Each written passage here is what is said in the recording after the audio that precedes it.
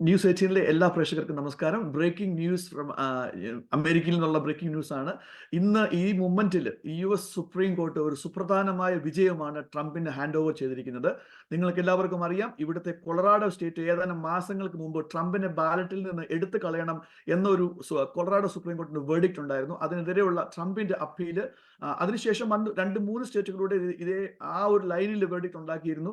മെയിലും അതുപോലെ തന്നെ ഇല്ലനോയ് സ്റ്റേറ്റിലും. എന്നാൽ മറ്റ് പല സ്റ്റേറ്റിൽ ട്രംപിന്റെ ബാലറ്റിൽ വേണമെന്നും വെക്കാമെന്നും പറഞ്ഞുകൊണ്ടുള്ള അനുകൂലമായിട്ടുള്ള വേർഡിക്റ്റ് ഉണ്ടായിരുന്നു. അപ്പൊ അങ്ങനെ ഒരു കോൺട്രവേഴ്സി വന്ന സാഹചര്യത്തിലാണ് സുപ്രീം കോർട്ട് ഇടപെട്ടത്. ആ കേസ് കഴിഞ്ഞ 2 ആഴ്ചയായിട്ട് ഹിയറിംഗ് നടന്നുകൊണ്ടിരിക്കുകയായിരുന്നു.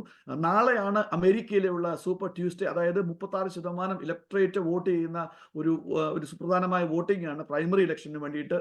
ആരാണ് പ്രൈമറിയിൽ ഡെമോക്രാറ്റ് അല്ലെ റിപ്പബ്ലിക്കൻ പാർട്ടിയിൽ ബൈഡന് അല്ലെങ്കിൽ ഡെമോക്രാറ്റ്സ് നേരിടേണ്ടതെന്ന തീരുമാനം, അതായത് 36% അതല്ലെങ്കിൽ 15 സ്റ്റേറ്റിന്റെ ഒരു സുപ്രധാനമായ ഇലക്ഷൻ ആയിരുന്നു. അതിന് തൊട്ട് മുൻപ് ഇന്ന് ട്രംപിന് അനുകൂലമായ ഒരു വിധി തീർച്ചയായും ട്രംപിന് വളരെയധികം ആശ്വാസം നൽകുന്നതാണ് എന്നുള്ള കാര്യത്തിൽ ഒരു സംശയവുമില്ല.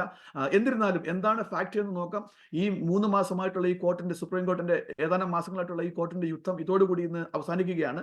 ആക്ച്വലി കോർട്ടിന്റെ വേർഡിക്റ്റ് ഇങ്ങനെയാണ്: no state shall make or enforce any law which shall abridge the privilege or immunities of citizens, or nor shall any state deprive any person of life, liberty or property without due process of the law.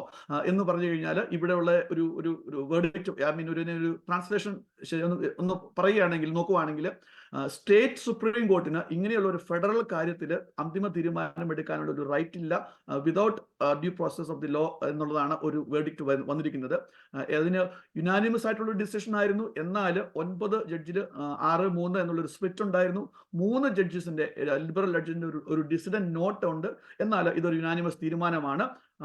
അതുകൊണ്ടുകൂടി ഇതോടുകൂടി ഈ ഒരു വേർഡിക്റ്റോട് കൂടി Trump ഇനി ബാലറ്റിൽ ഉണ്ടാകുമോ ഇല്ലയോ എന്നുള്ള കാര്യത്തിന് സംശയമില്ല. ട്രംപ് ശരിക്കും തീർച്ചയായും ബാലറ്റിൽ ഉണ്ടാവും. 14th അമെന്റ്മെന്റ് ആണ് ഇത്രയും വലിയൊരു കോൺട്രവേഴ്സിയിലേക്ക് കൊണ്ടുവരുന്നത്. 14th അമെന്റ്മെന്റ് എന്താണ് എന്ന് ചോദിച്ചു കഴിഞ്ഞാൽ, ഇൻസറക്ഷനിൽ പാർട്ടിസിപ്പേറ്റ് ചെയ്യുന്ന ഏതെങ്കിലും ഒരു വ്യക്തി അമേരിക്കയിൽ ഉണ്ടെങ്കിൽ അവര് US ഇലക്ടറൽ പ്രോസസ്സിൽ അല്ലെങ്കിൽ ബാലറ്റിൽ ഉണ്ടാവാൻ പാടില്ല എന്നുള്ള ഒരു ലോയുടെ ഒരു ഇന്റർപ്രിട്ടേഷൻ ആയിരുന്നു നടന്നുകൊണ്ടിരുന്നത്. ആ ഒരു കോൺസ്റ്റിറ്റ്യൂഷന്റെ 14th അമെന്റ്മെന്റിന്റെ ഇന്റർപ്രിട്ടേഷൻ ആയിരുന്നു നടന്നുകൊണ്ടിരുന്നത്. അപ്പൊ അതൊരു വളരെ ഡീറ്റെയിൽ ആയിട്ടുള്ള ഒരു ഇന്റർപ്രിട്ടേഷൻ ആയിരുന്നില്ല കോൺസ്റ്റിറ്റ്യൂഷൻ ഉണ്ടായിരുന്നത്. അതിനകത്തുള്ള ലൈന് ഇങ്ങനെയായിരുന്നു: ഏതെങ്കിലും വ്യക്തി ഇൻസ്ട്രക്ഷനിൽ പാർട്ടിസിപ്പേറ്റ് ചെയ്യുന്നുണ്ടെങ്കിൽ അവരെ ബാലറ്റിൽ നിന്ന് വിലക്കണം എന്നുള്ളതായിരുന്നു. അപ്പൊ അതിന് ഇച്ചിരിയുടെ ഒരു ക്ലാരിറ്റി സുപ്രീം കോർട്ട് കൊണ്ടുവന്നിരിക്കുകയാണ്. നിങ്ങൾക്ക് എല്ലാവർക്കും അറിയാം, ഇത് ലോക ജനാധിപത്യത്തിന്റെ അല്ലെങ്കിൽ നീതിന്യായ വ്യവസ്ഥയുടെ ഒരു ലിത്മസ് ടെസ്റ്റാണ് അമേരിക്കയിൽ ഇപ്പം നടന്നുകൊണ്ടിരിക്കുന്നത്. ഏതാനും മാസങ്ങളായിട്ട് ഏകദേശം 4 കേസുകളാണ് സുപ്രധാനമായിട്ട് ട്രംപിന്റെ മേളിൽ ഉണ്ടായിരുന്നത്. അതിൽ ഒന്ന് വളരെ സുപ്രധാനമായ കേസ് ഈ ബാലറ്റിൽ ഉണ്ടാവുമോ ഇല്ലയോ എന്നുള്ള ഒരു വലിയൊരു ക്വസ്റ്റ്യൻ മാർക്കായിരുന്നു. ഏതായാലും ഇന്നത്തെ ഈ വെടിറ്റോട് കൂടി അതിന് തീരുമാനമായി. പ്രസിഡന്റ് ട്രംപ് ഏതായാലും ബാലറ്റിലുണ്ട്. നാളെ സൂപ്പർ ട്യൂസ്ഡേയിൽ ഇന്ന് തലേന്ന് അതിന് വന്നത് കാരണം തന്നെ നാളത്തെ ഇലക്ഷന് ഒരു പുഷ് കിട്ടും എന്നുള്ള കാര്യത്തിൽ ഒരു സംശയവുമില്ല. ഞാൻ അതോടൊപ്പം ഇതൂടെ പറയാൻ ആഗ്രഹിക്കുന്നു, എന്തൊക്കെ വെർഡിക്റ്റ് വന്നിട്ടുണ്ടോ അല്ലെങ്കിൽ ട്രംപിന് അനുകൂലമായോ പ്രതികൂലമായോ വെർഡിക്റ്റ് വന്നിട്ടുണ്ടോ, എങ്ങനെയാണെങ്കിലും അന്നൊക്കെ പെട്ടെന്ന് ഒരു ഹൈപ്പ് ഇലക്ടറേറ്റിൽ വരികയാണ് ഉണ്ടായിരിക്കുന്നത്.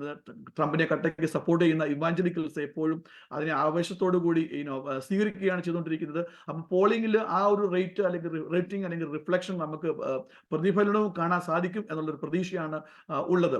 ഏതായാലും ട്രംപിന് ഇത് വലിയൊരു ആശ്വാസമാണ്. അമേരിക്കൻ നീതിന്യായ വ്യവസ്ഥയുടെ അല്ലെങ്കിൽ ഇവിടെയുള്ള ഒരു ഡെമോക്രസിയുടെ ഒരു ലിത്മസ് ടെസ്റ്റിന് വലിയൊരു ആൻസറാണ് കിട്ടിയിരിക്കുന്നത്. എന്നാൽ ഇതിനകത്ത് ശരിയാണോ തെറ്റാണോ എന്നുള്ളതിനേക്കാളും ഉപരി സ്റ്റേറ്റിന്റെ റൈറ്റുകൾ, സ്റ്റേറ്റിന്റെ സുപ്രീം കോർട്ട് അല്ലെങ്കിൽ അതിന്റെ റൈറ്റുകൾ എവിടെ വന്ന് ലിമിറ്റ് ചെയ്യണം, ഫെഡറൽ കാര്യങ്ങൾ എവിടെയൊക്കെ ഇടപെടണ്ട എന്നുള്ള കാര്യങ്ങളിലും കൂടെ ഉള്ള ഒരു ക്ലാരിറ്റിയാണ് ഈ ഒരു വെർഡിക്റ്റിലൂടെ വന്നിരിക്കുന്നത്. Thank you.